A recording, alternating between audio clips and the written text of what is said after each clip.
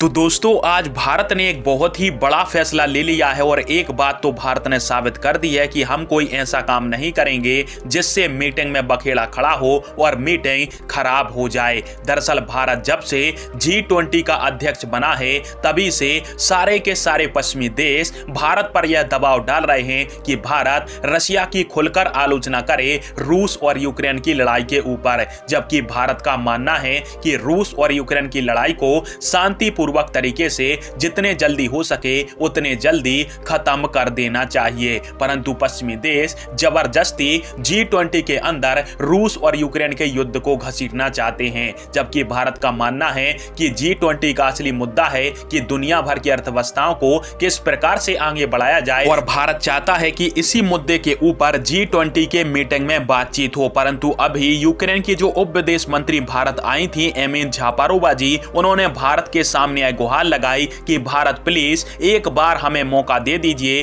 ताकि हमारे जो राष्ट्रपति हैं व्लादिमीर जेलेंस्की, उनको एक मंच मिल जाए G20 शिखर सम्मेलन का, जिसमें वह रूस और यूक्रेन की लड़ाई का मुद्दा पूरी दुनिया के सामने एक बार फिर से उठा सकें। और इंडोनेशिया में जिस प्रकार से जेलेंस्की ने भाषण दिया था रूस और यूक्रेन की लड़ाई को लेकर, ठीक उसी प्रकार का भाषण भारत के G20 समिट में यूक्रेन के राष्ट्रपति देना चाहते थे। पर भारत यह जानता है कि जैसे ही जेलेंस्की भारत के अंदर भाषण देंगे तो इससे रूस जरूर नाराज हो जाएगा और G20 शिखर सम्मेलन का जो लक्ष्य भारत की तरफ से रखा गया है वो लक्ष्य भारत का सम्मेलन प्राप्त नहीं कर पाएगा। और जब यही सवाल हमारे विदेश मंत्रालय के प्रवक्ता अरविंदम बागची जी से पूछा गया कि क्या भारत यूक्रेन को G20 में आमंत्रित करेगा, तो इसके जवाब में उन्होंने कहा कि हम इसका जवाब बहुत पहले ही दे चुके हैं, जिसमें हमारे विदेश सचिव विनय क्वात्रा जी ने कहा था कि G20 में कौन से देश अतिथि के रूप में भाग लेंगे यह फैसला भारत ने पहले ही कर लिया है और इसकी एक लिस्ट भी भारत ने जारी कर दी है। और इस लिस्ट के अंदर